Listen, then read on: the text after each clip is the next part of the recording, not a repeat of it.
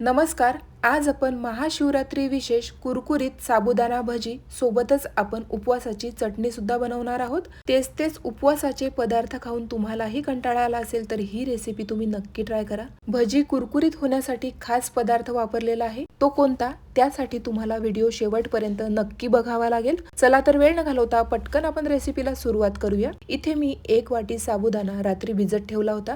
साबुदाणा भिजवताना जास्त पाणी घालू नका.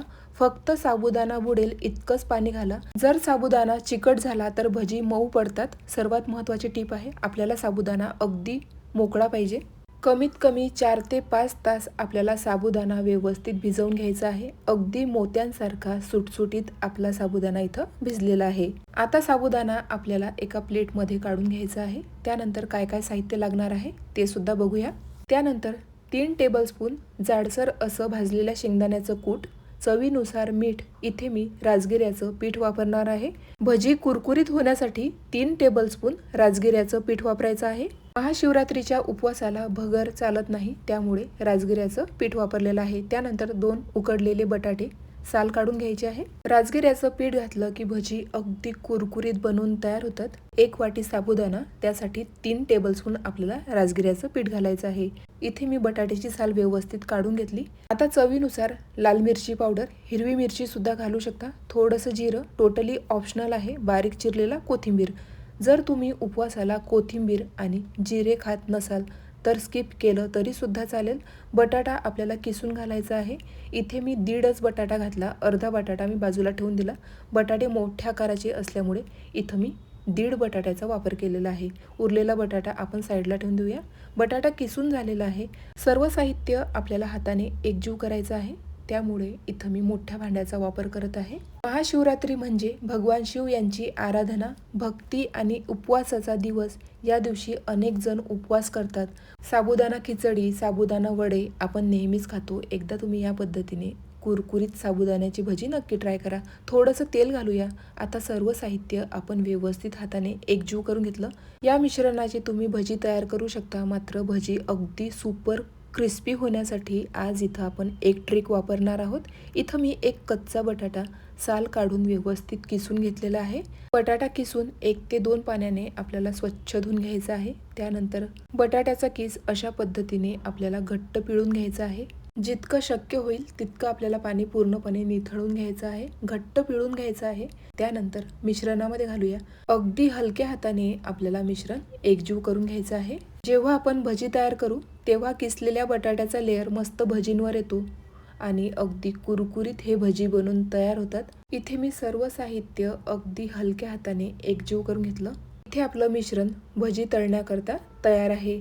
त्यानंतर टोपलीमध्ये टिश्यू पेपर घातलेला आहे. ही पूर्वतयारी आपल्याला भजी तळण्याच्या आधी करून घ्यायची आहे. वेळेवर आपली धावपळ होत नाही. एका भांड्यामध्ये पाणी घेतलेलं आहे. हात पाण्यामध्ये बुडवायचा म्हणजे मिश्रण आपल्या हाताला चिकटत नाही. त्यानंतर शेप न देता आपल्याला भजी तळून घ्यायची आहे. अगदी कुरकुरीत हे भजी बनवून तयार होतात. जर तुम्ही शेप दिला, गोलाकार केली तर पाहिजे तितकी भजी कुरकुरीत होत नाही. तेल मी आधीच गरम करायला ठेवलं होतं. तेल व्यवस्थित गरम झालेलं आहे. एक एक करत भजी आपल्याला तेलामध्ये सोडायची आहे. जितके कढईमध्ये मावतील तितकेच भजी आपल्याला तेलामध्ये सोडायचे आहे. सुरुवातीला 1 ते 2 मिनिट भजी व्यवस्थित सेट होऊ द्या. त्यानंतरच आपल्याला व्यवस्थित भजी मस्त गोल्डन होईल तोपर्यंत तळून घ्यायची आहे. भजी तळताना घाई करू नका. वेळ देऊन आपल्याला जोपर्यंत भजी मस्त कुरकुरीत आणि अगदी गोल्डन ब्राऊन रंगाची होत नाही तोपर्यंत आपल्याला तळून घ्यायची आहे. भजी तळून तयार आहे. तेलामधनं आपण भजी काढून घेऊया. तुम्ही बघू शकता रंग किती अप्रतिम आलेला आहे. शेप न देता आपण भजी तयार केलेली आहे, त्यामुळे भजी अगदी कुरकुरीत बनवून तयार होतात. किसलेला बटाटा घातल्यामुळे भजीला मस्त लेअर आलेली आहे. तुम्ही बघू शकता बाहेरून जितके कुरकुरीत तितकेच आतून एकदम सुपर सॉफ्ट ही भजी बनवून तयार होतात. अशाच पद्धतीने मी सर्व भजी व्यवस्थित तळून घेणार आहे. तोपर्यंत आपण उपवासाची चटणी कशी करायची ते बघूया.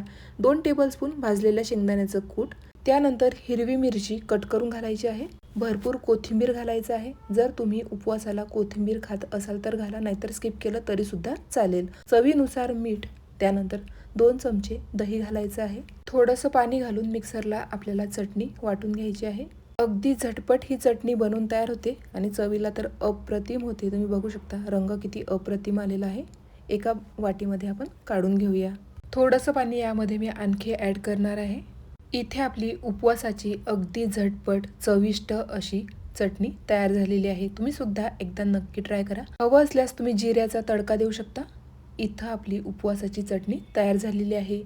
चटणी तयार करत असताना मी भजी सुद्धा तळून घेतली. तुम्ही बघू शकता मस्त कुरकुरीत चविष्ट आपली उपवासाची भजी तयार झालेली आहे. भजी बनवताना आपण उकडलेला बटाटा घातला. उकडलेला बटाटा घातल्यामुळे बाइंडिंग छान येतं आणि कच्चा बटाटा घातल्यामुळे भजी अगदी कुरकुरीत बनवून तयार होतात. भजी चविष्ट आणि कुरकुरीत होण्यासाठी राजगिऱ्याच्या पिठाचा वापर केलेला आहे. भजी अजिबात घट्ट झालेली नाही. आतून एकदम पोकळ झालेली आहे. बाहेरून कुरकुरीत आणि आतून एकदम सुपर सॉफ्ट. भजी आणि चटणी अप्रतिम कॉम्बिनेशन आहे. तुम्ही सुद्धा एकदा या पद्धतीने नक्की ट्राय करा. त्यानंतर मी हिरवी मिरची सुद्धा तळून घेतली. पटकन गरमागरम भजी आणि चटणी सर्व करूया. आलं की नाही तोंडाला पाणी? तुम्ही सुद्धा या महाशिवरात्रीला हा पदार्थ नक्की ट्राय करा. जर तुम्हाला आजची रेसिपी आवडली असेल तर प्लीज जास्तीत जास्त शेअर करा. अशाच मस्त नवनवीन आणि पारंपरिक रेसिपीजसाठी योगिताज किचन स्टोरीला सबस्क्राईब करायला मात्र विसरू नका. भेटूया अशाच मस्त नवीन रेसिपीसोबत. तोपर्यंत धन्यवाद.